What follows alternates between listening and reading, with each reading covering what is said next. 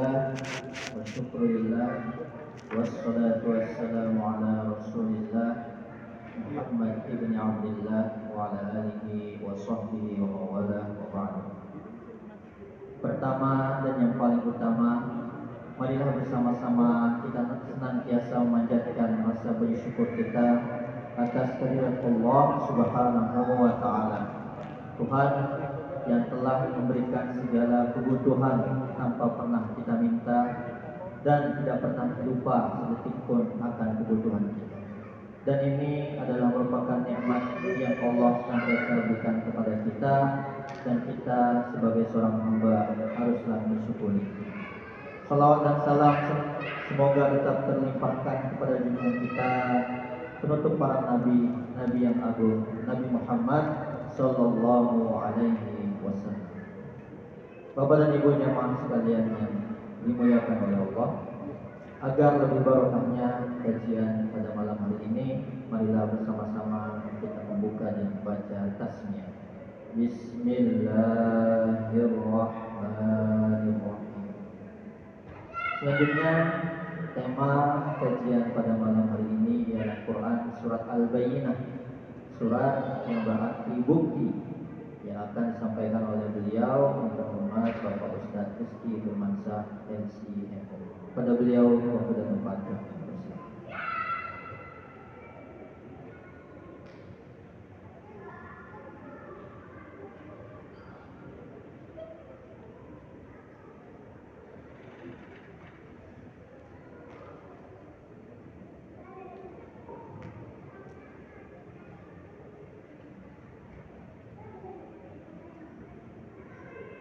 Assalamualaikum warahmatullahi wabarakatuh.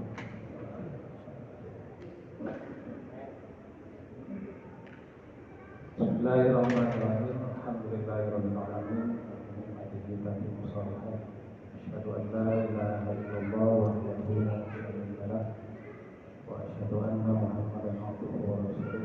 Allahumma shalli ala Muhammad wa ala ali Muhammad. Rabbi shrah li sadri wa yassir li amri wahlul 'uqdatam min lisani yafqahu qawli. Bapak, Ibu sekalian yang berbahagia, insyaallah malam hari ini kita lanjutkan bahasan kita di surat Al-Bayyinah.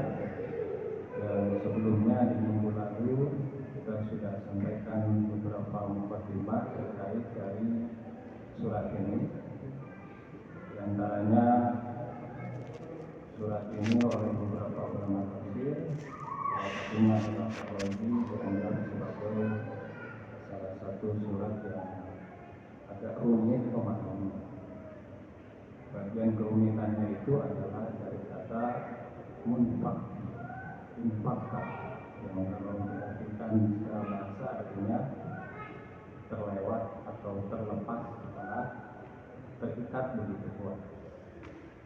Di pertemuan sebelumnya juga kita sudah sampaikan bahwa yang dimaksud bayyinah itu adalah Al-Quran itu sendiri, kemudian agama Islam, kemudian Rasulullah SAW. Semuanya disebutkan atau dianggap Al-Quran sebagai bayyin, sebagai sesuatu yang jelas. Walaupun di ayat ini juga dipertegas lagi yang dimaksud bayyinah itu apa. Namun kalau kita mau mengatakan secara keseluruhan bahwa Islam ini, kemudian Al-Quran juga, dan juga Rasulullah, semuanya satu kesatuan sebagai bukti yang jelas jika agama ini memang agama yang betul. Rasulnya itu jelas tanda-tandanya, bahkan dia disebutkan bukan saja oleh Al-Quran itu sendiri, tetapi juga disebutkan di dalam kitab lain, di dalam suhuf lain. Sehingga Al-Quran menggambarkan orang-orang yang tidak Nasrani itu mengetahui Rasulullah sama seperti mereka mengetahui anak-anaknya sendiri. Saking jelasnya. Dan kejelasan Al-Quran itu bukan dari sisi zikir saja, tetapi juga dari sisi fikih. Karena Al-Quran atau Islam kita tidak bisa mengatakan bahwa Islam itu agama yang hubungannya dengan spiritual saja, atau Al-Quran itu cuma bicara hal yang transenden, yang hubungannya dengan akhirat saja. Tidak, justru dua-duanya dibahas. Sesuatu yang hubungannya dengan hati, iman dibahas dalam Quran. Sesuatu yang hubungannya dengan pikir juga dibahas. Makanya disebutnya baik, jelas.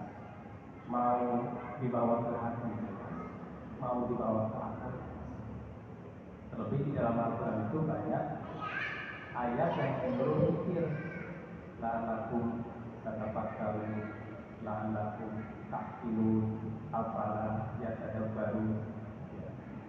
Itu sebagai penanda bahwa Quran ini kalau tidak jelas, ya pikir aja, dikajilah, dibahas.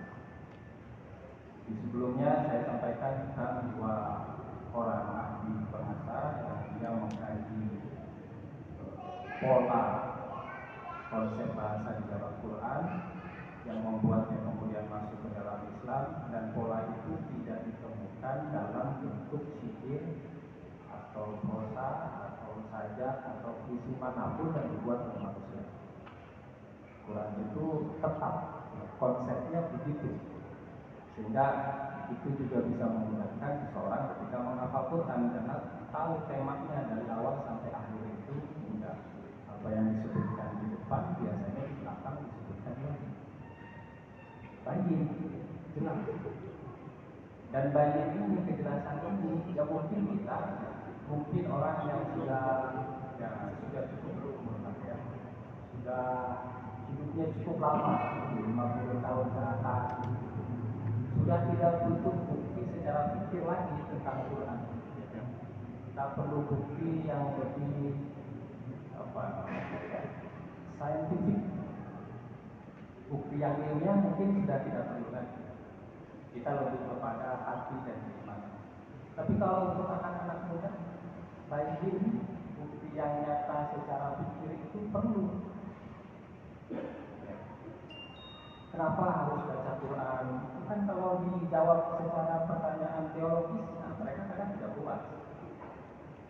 Kenapa harus menghafal Quran? Mungkin bapak ibu ada anak-anaknya, keponakannya di sekolah Islam disuruh menghafal Quran, terus mereka tanya, memang alasannya apa harus menghafal Quran? Kenapa menjadi begitu penting?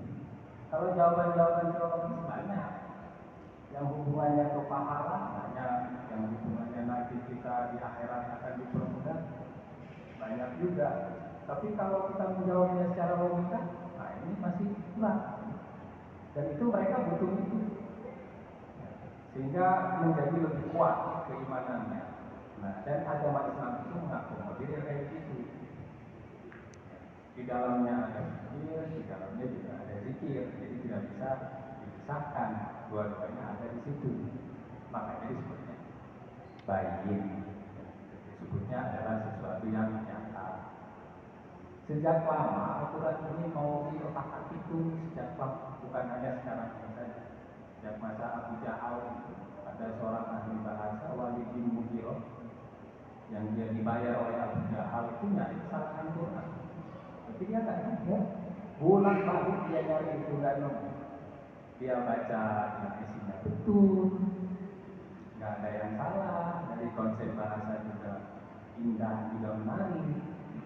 Tapi saya sudah dibayar ini sama Abu Jahal dia buat nyari kesalahan Quran. Apa akhirnya Walid mengatakan kesimpulannya, kalau Nabi Muhammad itu orang yang gila, karena dia nggak tahu kesalahan di dalam Quran. Itu kesimpulannya. Artinya mereka sudah menemukan ini Quran sudah jelas, kebenarannya itu ada di situ. Tapi tidak mau mereka mengakuinya. Nah ini hubungannya dengan ayat ini. Baik, orang-orang musyrik itu, orang Yahudi dan Nasrani sebetulnya sudah tahu kalau Al-Quran itu betul, tapi mereka nggak mau mengakuinya. Padahal sebelumnya mereka ingin ikut jika suatu saat nanti ada orang yang sudah dibuatkan menjadi nabi, maka saya akan ikut dia. Nah, di kemudian hari Nabi Muhammad muncul. Rupanya orang-orang Yahudi ini tidak mau mengikuti. Nah, ini mukadimah tambahan dari surat yang akan kita bahas. A'udzubillahi minasyaitonir rajim. Bismillahirrahmanirrahim. Lam yakunil ladzina kafaru min ahlil kitab wal musyrikina munfakina hatta ta'tiyahumul bayyinah. Tidak akan orang-orang kafir itu dari ahli kitab dan orang-orang musyrik melepaskan diri hatta ta'tiyahum, sampai datang kepada mereka bayyinah. Bayyinahnya sudah disebutkan di ayat pertama, tapi di ayat setelahnya disebutkan siapa bayyinahnya, yaitu Rasulullah SAW. Ayat yang turun pertama kali kepada Nabi Muhammad itu surat Al-Alaq. Al-Alaq itu menjelaskan tentang di mana turunnya. Surat yang menjelaskan bagaimana turunnya dan kapan itu adalah surat Al-Qadar. Surat yang menjelaskan substansi dari Al-Quran adalah surat Al-Bayyinah. Nah, jadi 3 surat itu satu dengan yang lainnya saling berhubungan. Satu menjelaskan di mana, yang kedua kapan, yang ketiga isinya apa. Isinya itu menjelaskan tentang sesuatu yang nyata. Apa itu? Yakni Quran dan Rasul. Kita satu-satu membahas kalimat yang ada di dalam ayat ini. Lam yakunil ladzina kafaru. Kafaru artinya adalah kafir. Kafir artinya apa? Tertutup. Tertutup. Apa yang tertutup? Nalarnya, pikiran sehatnya. Apa yang menyebabkan dia menutup itu? Nafsu. Di sini bentuknya adalah kata kerja kafar. Artinya dia punya batas waktu. Jadi dulu kala itu ada orang-orang kafir, tapi di kemudian hari dia tidak menjadi kafir lagi. Beda dengan yang ada di surat Al-Kafirun. Qul ya ayyuhal kafirun. Itu kalimat kafirunnya ada alif lamnya. Ini tuh nggak ada. Lam yakunil ladzina kafaru. Ini kata kerja. Kalau kata kerja dia punya batas waktu. Artinya bahwa orang-orang musyrik itu tidak selalu jadi musyrik. Dulu ia musyrik sebelum datang bayyinah. Orang-orang Yahudi itu pernah kafir. Orang-orang Nasrani itu pada masa Rasul pernah kafir. Tapi ketika bayyinah itu datang, mereka tidak lagi kafir. Makanya disebutnya dalam bentuk kata kerja. Nah, kalau di surat Al-Kafirun itu dalam bentuk bukan kata kerja, tapi sudah menandakan profesionalitas, ada halnya. Kuliah ayyuhal kafir. Maka yang ditunjuk di situ orang-orang tertentu. Seperti misalkan Aswad bin Abdul Muttalib, kemudian Umayyah bin Khalaf, tadi yang saya sebutkan Walid bin Mughirah, kemudian Haris bin Amr, itu daihatnya pergaulan-pergaulan orang-orang kafir mereka. Itu untuk merujuk mereka, makanya ada alnya. Kuliah ayyuhal kafir. Yang disebutkan di sini itu umum. Semua ahli kitab yang dia masuk dan tidak mempercayai kepada Rasulullah itu disebutnya kafir. Di sini itu dibedakan oleh kuliah ayyuhal lam yakunil ladzina kafaru min ahlil kitab wal musyrikin. Jadi kafirnya ahli kitab dengan kafirnya orang musyrik enggak sama. Apa buktinya? Ada wa-nya di depan itu. Ada wa itu terpisah. Itu menandakan kalau ini dengan ini tidak. Jadi kekafiran ahlul kitab itu pada masa Rasul tidak bisa disamakan dengan kekafiran musyrik. Dan ketika dipanggil ya ayyuhalladzina kafaru lam yakunil ladzina kafaru min ahlul kitab, itu sebetulnya pujian kepada ahlul kitab. Yang dimaksud ahlul kitab itu siapa di sini? Orang-orang Yahudi dan Nasrani. Kadang-kadang di dalam Al-Quran mereka dipanggil dengan Bani Israil, kadang dipanggil dengan Yahudi dan Nasrani, kadang dipanggil Ahlul Kitab. Kalau dia dipanggil Ahlul Kitab, itu hendak mengatakan dan memuji mereka kalau mereka itu sudah tahu mana yang benar. Karena mereka itu orang-orang yang dikasih kitab, yang dikasih Taurat, yang dikasih Injil, dan mereka sudah membaca apa isinya itu, sudah tahu kalau Nabi Muhammad itu ada di situ, maka dipanggilnya Ahlul Kitab. Kamu itu sudah belajar, sudah tahu, sudah ngerti ciri-ciri Nabi itu sudah ada di kitab kamu yang terdahulu, dan mereka sudah benar-benar mempelajari. Ya. Tapi kalau Allah memanggilnya dengan Bani Israil untuk mengingatkan kepada mereka siapa silsilah mereka itu, asal usulnya dari mana. Kalau dia menyebutkan dirinya dengan Yahud dan Nasoro untuk mencela mereka. Jadi sebutan-sebutan itu semuanya ada di dalam Al-Quran. Surat ini, saya belum tadi bicara tentang surat sebelumnya. Surat ini berhubungan dengan banyaknya orang-orang ahli kitab yang seringkali berperang dengan orang kafir musyrik Arab. Saking seringnya mereka berperang itu selalu gantian menang. Kadang musyrik menang, kadang Yahudi menang. Sampai satu masa orang-orang Yahudi ini berkata, nanti satu saat nanti itu bakal datang Rasul, bakal datang keterangan yang nyata. Nanti kami akan berperang dengan dia dan kami bakal menang. Rupanya mereka ketika tahu Rasulullah datang dan dia menjadi Rasul, menjadi Nabi, mereka ini mangkir dari omongan. Tidak lagi mengingat apa yang telah dikatakan dulu. Yang mereka sebutkan kalau Rasul datang mereka akan ikut dengan Rasul itu dan akan berperang dengan Rasul, dengan orang-orang memerangi orang-orang musyrik, dan mereka akan menang. Ketika Rasulullah Muhammad hadir sebagai Rasul, mereka tidak mau ikut. Ya, ini kebiasaan orang-orang dulu. Artinya sejak lama mereka tahu. Kenapa mereka tidak mau ikut? Kedengkian. Karena mereka berpikir yang bakal datang itu dari mereka.